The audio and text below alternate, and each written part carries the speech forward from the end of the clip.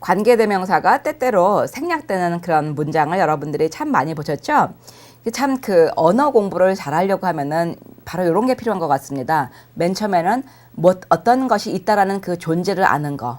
그 다음에는 존재를 활용할 줄 아는 거, 그 다음에 존재가 그 없어질 수 있다는 것을 아는 거, 뭐 이런 게 아닐까 싶습니다. 그래서 마찬가지 맥락으로 관계대명사라는 것을 쭉 정리를 했지만은 관계대명사를 시컷 배워놓고 없어져요. 그런데 이 없어지는 것을 사람들이 더 많이 사용한다. 그런데 우리가 그러면 처음부터 그러면 안 배우지? 그러면은 그것이 어떠한 그런 그 원인에서 혹은 유래에서 사용이 되고 안 되는 것을 우리가 원칙을 우리가 정할 수가 없죠. 그러면은 언어가 정확하지가 않죠. 그래서 우리가 맨 처음에는 있다는 것을 배우고 사용하는 방법을 배운 다음에는 사용하지 않는 방법도 여러분들이 외우는 것이 참 좋습니다. 그런 맥락에서 관계대명사는 그러면 어느 때 생략을 안 하는가?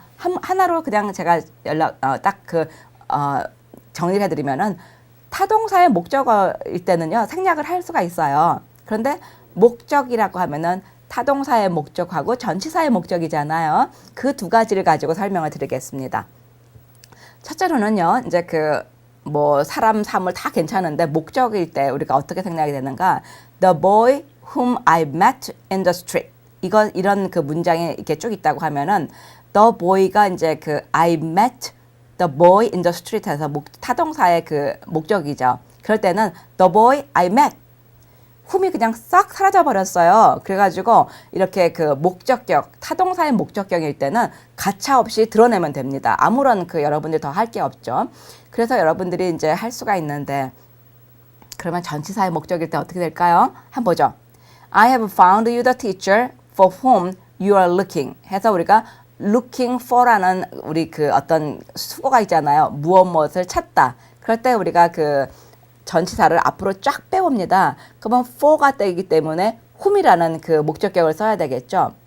그런데 목적격이라서 딱 지우고 싶어요.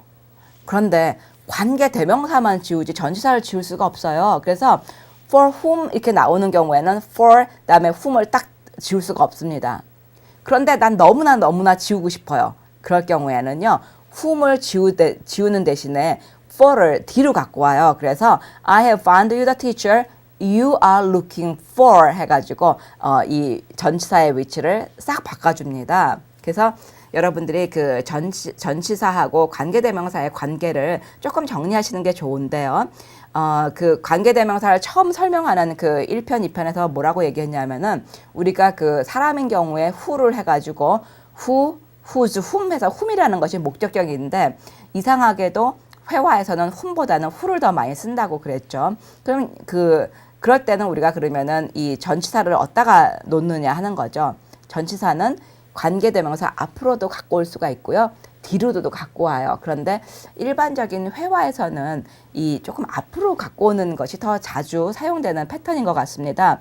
I don't know who I talk to 해가지고 who라는 것이 원래는 whom이어야 되겠죠. 그런데 I don't know whom I have to talk to라고 안 하고 who라도 쓸 수가 있다는 거. 단 회화에서 그렇게 써야 되겠죠. 그래서 이 to를 동사 뒤에도 갖고 올 수가 있고 to whom I have to talk 이렇게 우리가 앞으로도 갖고 올 수 있다는 거. 요것을 자유자재로 하는 그런 능력이 필요하겠죠.